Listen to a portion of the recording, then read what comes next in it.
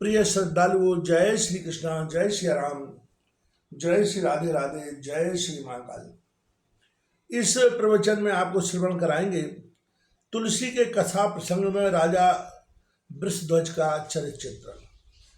नारद जी ने पूछा, प्रभु साध्वी तुलसी भगवान श्री हरि की पत्नी कैसे बनी? इनका जन्म कहाँ हुआ था और पूर्व जन्म में यह कौन थी? इस साध्वी देवी ने किसके कुल को पवित्र किया था तथा इसके माता पिता कौन थे? किस तपस्या के प्रभाव से प्रकृति के अधिष्ठाता भगवान श्री हरि इसे पति रूप से प्राप्त हुए, क्योंकि ये परम प्रभु तो बिल्कुल निष्प्रय हैं। दूसरा प्रश्न यह है कि ऐसी सुयज्ञा देवी को वृक्ष क्यों होना पड़ा और यह परम तपस्विनी देवी कैसे असुर के चंगुल में फंस गई? संपूर्ण संदेह को दूर करने वाले प्रभु, आप मेरे इस संशय को मिटाने की कृपा करें। भगवान नारायण कहते हैं, नारद दक्ष सावर्णी नाम से प्रसिद्ध एक पुण्यात्मा मनु हो चुके हैं।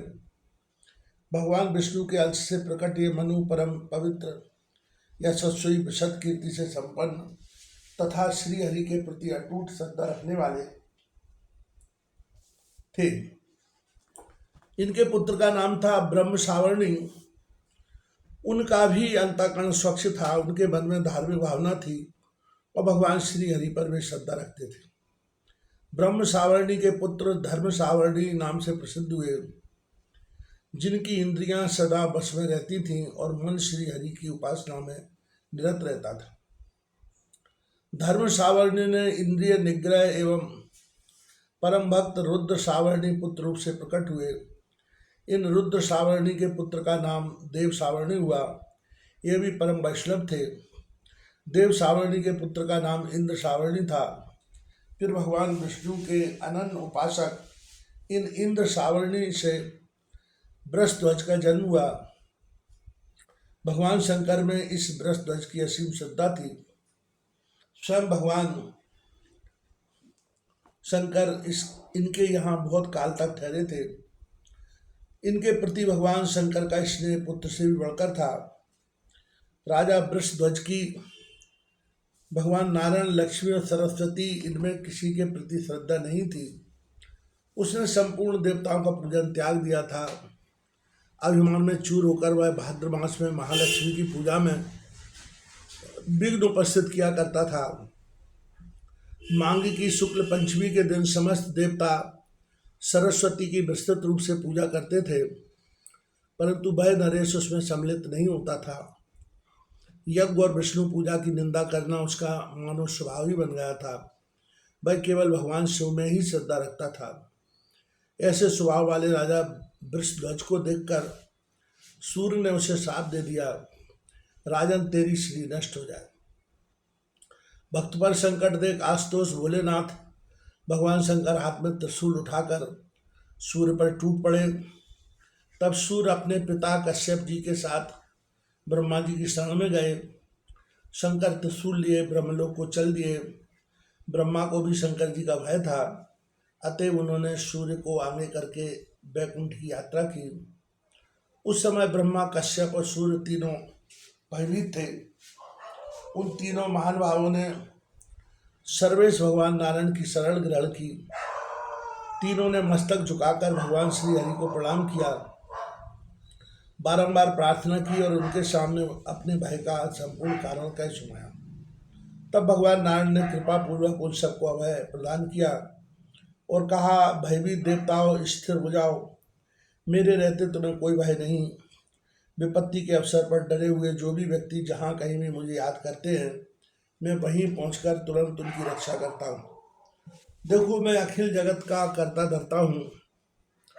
मैं ही ब्रह्म रूप से सदा संसार की सृष्टि करता हूँ और शंकर रूप से संहार। मैं ही शिव हूँ, तुम ही मेरे ही रूप हो और ये शंकर भी मुझसे भिन्न नहीं है। मैं ही नाना रूप धारण करके सृष्टि और पालन की व्यवस्था किया करता हूँ।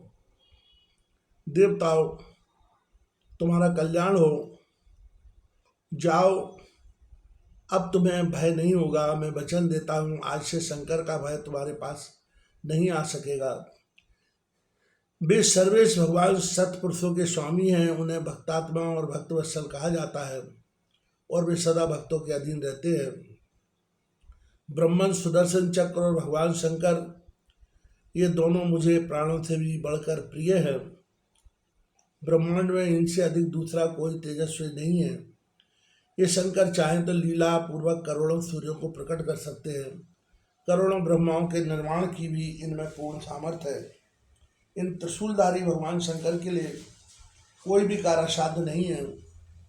तथापि कुछ भी बाहरी ज्ञान न रखकर ये दिन रात मेरी ध्यान में लगे रहते हैं। अपने पांचों मुखों से मेरे मंत्रों का जप करना और भक्तिपूर्वक मेरे गुण गाते रहना इनका स्वभाव सा बन गया है। मैं भी रात दिन इनके कल्याण की चिंता में ही लगा रहता हूँ, क्योंकि जिस प्रकार मेरी उपासना करते हैं मैं भी उसी प्रकार उनकी सेवा में तत्पर रहता हूँ। यह मेरा नियम है। इनमें से भगवान शंकर भी वहाँ पहुँच गए। उनके हाथ में त्रिशूल था। वे वृषभ पर आरूढ़ थे और आंखें रक्त कमल के समान लाल थीं।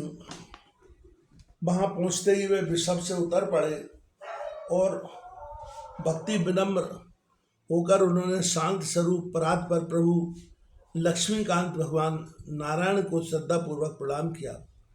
उस समय भगवान श्री हरि रत्नमय सिंहासन पर विराजमान थे। रत्न निर्मित अलंकारों से उनका श्री विग्रह सुशोभित था। किरीट, कुंडल, चक्र और बनमाला से वे अनुपम शोभा पा रहे थे। नूतन मेघ के समान उनकी श्याम कांति थी। उनका परम सुंदर विग्रह चार भुजाओं से सुशोभित था और चार भुजा वाले अनेक पार्षद स्वच्छ चवल डुलाकर उनकी सेवा कर रहे थे। नारद उनका संपूर्ण अंग दिव्य चंदनों से अनुलिप्त था। वे अनेक प्रकार के भूषण और पीताम्बर धारण किए हुए थे। लक्ष्मी का दिया हुआ तांबूल उनके मुख में शोभा पा रहा था। ऐसे प्रभु को देखकर भगवान शंकर का मस्तक उनके चरणों में झुक गया। ब्रह्मा ने शंकर को प्रणाम किया तथा अत्यंत डरते हुए सूर्य भी शंकर को प्रणाम करने लगे। कश्यप ने अतिशय भक्ति के साथ स्तुति और प्रणाम किया।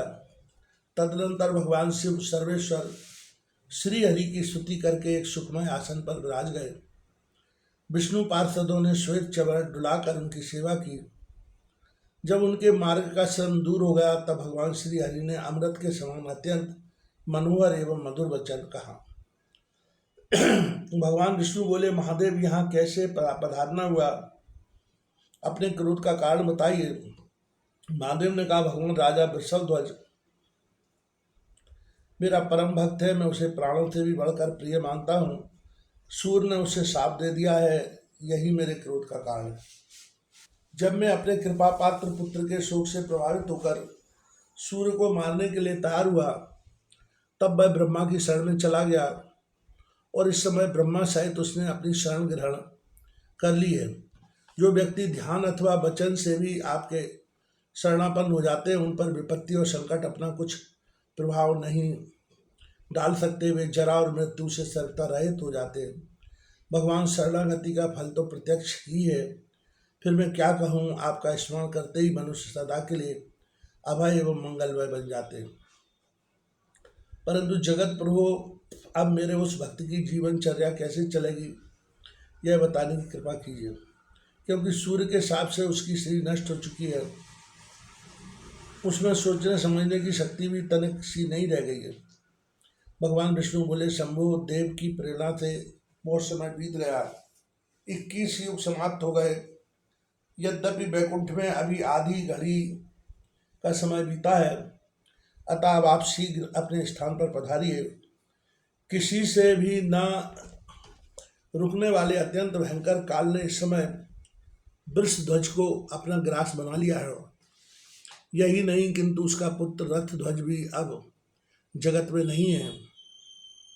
इस समय रथध्वज के 2 पुत्र हैं। उन महाभाग पुत्रों के नाम हैं धर्मध्वज और कुशध्वज।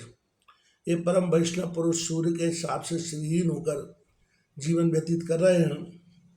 ऐसा कहा जाता है कि राज्य भी उनके हाथ में नहीं है। एकमात्र लक्ष्मी की उपासना ही उनके जीवन का उद्देश्य बन गया है। अतः उनकी भार्याओं के उधर से भगवती लक्ष्मी अपनी एक कला से प्रकट होंगी, तब वे दोनों नरेश लक्ष्मी से संपन्न हो जाएंगे। शंभु, अब आपके सेवक वृषध्वज का शरीर नहीं रहा, अतः आप यहाँ से पधार सकते हैं। देवताओं, अब आप लोग भी जाने का कष्ट करें। नारद इस प्रकार कहकर भगवान श्री हरि लक्ष्मी के सहित सभा से उठे और अंतापुर में चले गए। देवताओं ने भी बड़ी प्रसन्नता के साथ अपने आश्रम की यात्रा की। परिपूर्णतम शंकर उसी क्षण तपस्या करने के विचार से चल पड़े।